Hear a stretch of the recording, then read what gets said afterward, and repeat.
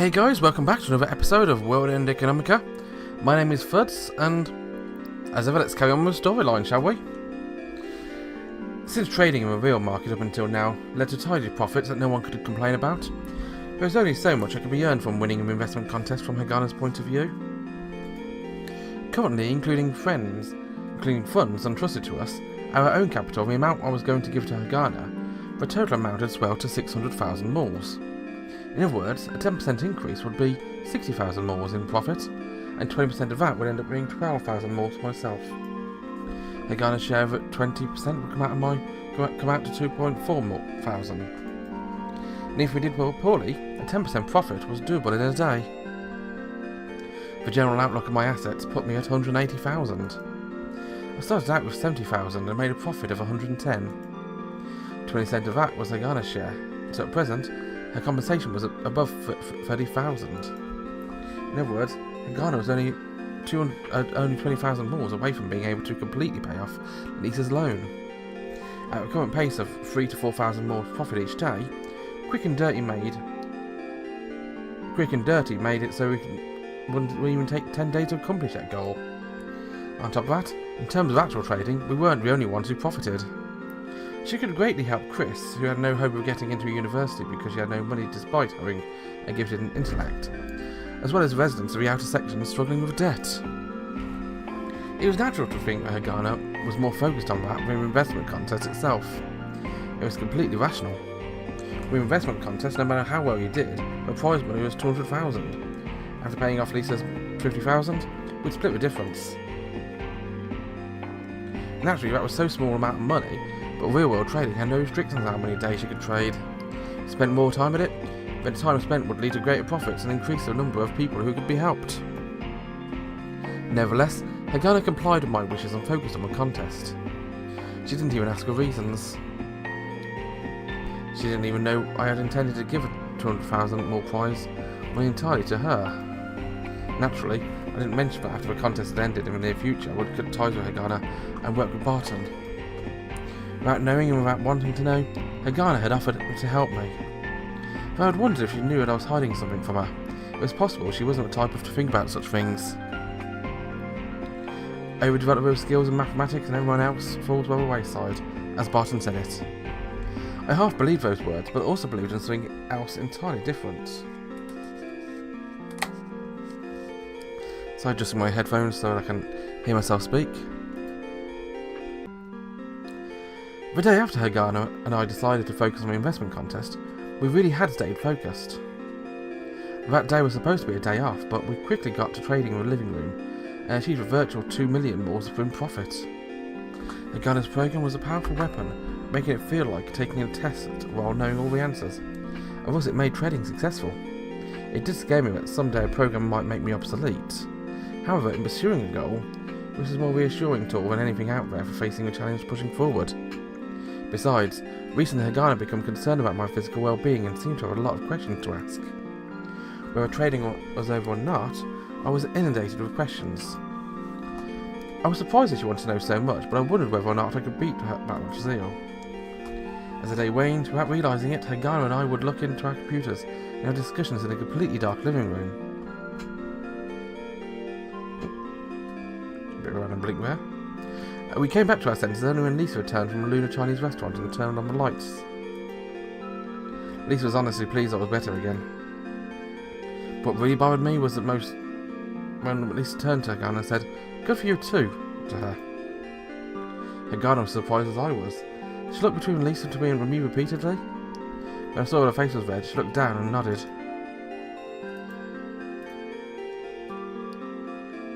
This is the other half of the reason Hagana had offered to listen to my request. More than I imagined, Hagana had forgiven me. By nature, she was very sincere. She knew that Lisa could see that she was overdoing it a bit. It's not far-fetched to say this was thanks for helping Hagana make use of her mathematical abilities in a real-world setting. But I could see that, to Hagana, this was a simple manner of thanks. Even that day, as if a battle would be a waste of time, she would drag on discussions with me while fiddling with the numerical output of a program till Lisa finally got mad at her forced to go. Now in 5 minutes would elapse before she'd come right back out. This time she made sure to put on pyjamas. but she didn't take the time to dry her wet hair.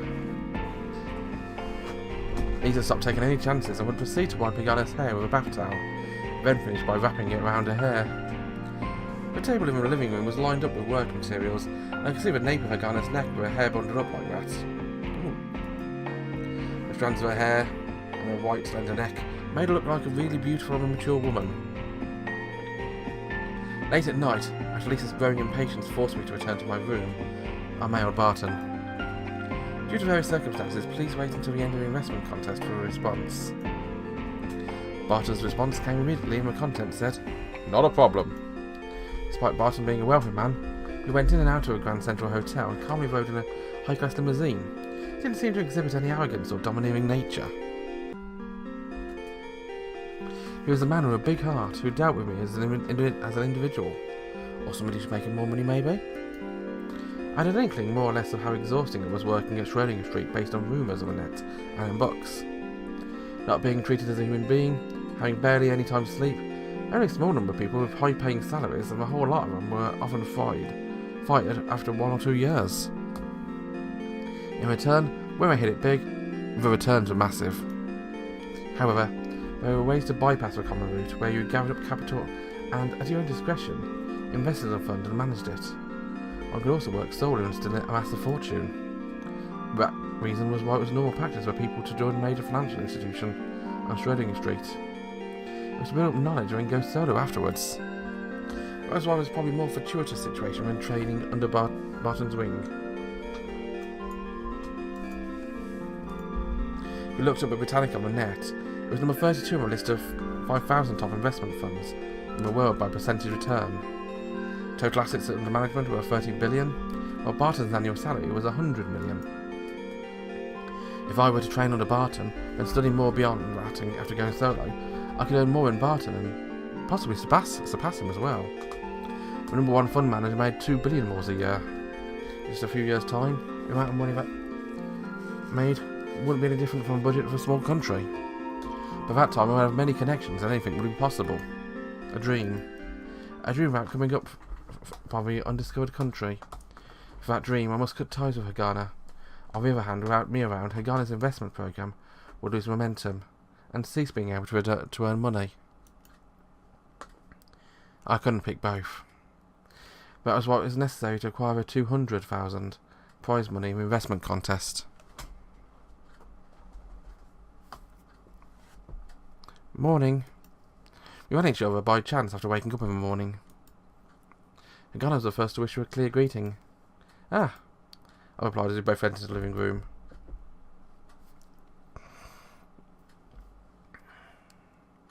In the living room, Lisa prepared breakfast. While she saw Hagana and me come in at the same time, she smiled gently.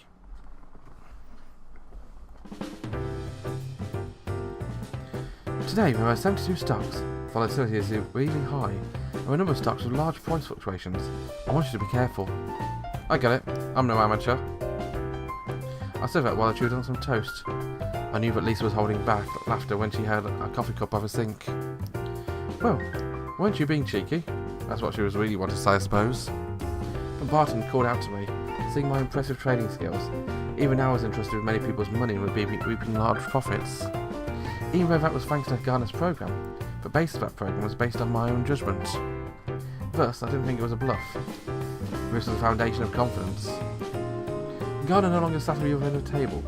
She was now always sitting beside me as we ate. Sitting there next to me, Hagana asked me a question. You aren't an amateur, and what are you? Sarcasm? No, I didn't think so. I replied to your questionless Hagana. An investor.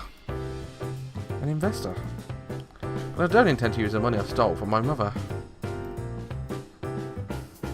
I threw those words directly at Hagana. It seems like Hagana remembered suddenly, and she looked like she was about to cry as she pulled back. But even then, Hagana kept looking at me and repeated once more quietly. An investor? Yeah. Looking at the display, I said, we are investors. Next to me, Hagana took a deep breath which signalled that she understood. As she leaned against the sink, drinking coffee while she watched the exchange between Hagana and me, Lisa smiled without saying a single word and began to wash dishes. We was what I said. There's no question who the other person was. We'll destroy Mr. Trush.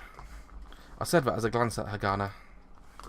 Hagana's eyes were unwavering as she nodded, like she was staring down at a target in a mafia movie.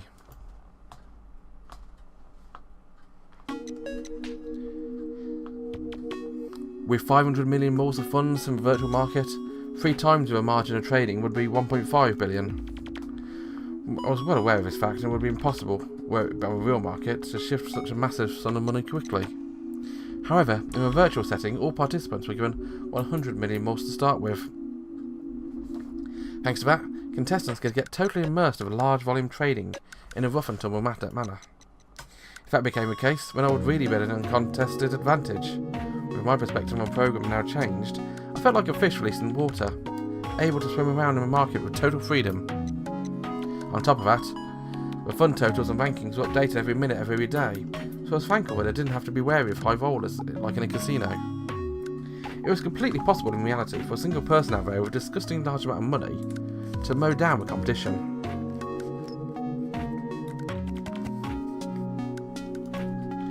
That was true of a form of demons that lurked in the first 10 minutes of trading. Here and there I've seen some come together, like piranhas ready to tear apart game, but in my opinion, what was anticipated was so clearly obvious that it would be difficult to derive any profits. Lure things in with bait and then, as they come close, attack. With Hagana's program, I knew how much prices had to move before people using similar programs to trade would flock to a stock. Each transaction would yield 0.3 or 0.5, which wasn't much in terms of profit. The time spent looking over Hagana's terminal was precious, and before long, Hagana started to read the stocks out loud. On top of that, Hagana in her own way had a strong personality, and did not know anything about taking it easy. As I listened to her raging words, I started trading like crazy, so that even the time to breathe seemed precious. Naturally, it destroyed me. But fatigue was no different from torture. In the instant the morning's trading was completed, I looked straight at my computer and gave me an electric shock. Taking a deep breath, I fell back against a chair without another thought. I couldn't move an inch. I couldn't utter a single word. Even my eyes closed and numbers swirled in my head. The necessity to do one thing or another caused a feeling of unease to swirl in my mind. But it wasn't because I was not feeling well. Based on my objective, no matter what tools I used, it was clear what I had to do. After all, what I was doing was no different from when I was suffering before. In fact, the intensity was much higher.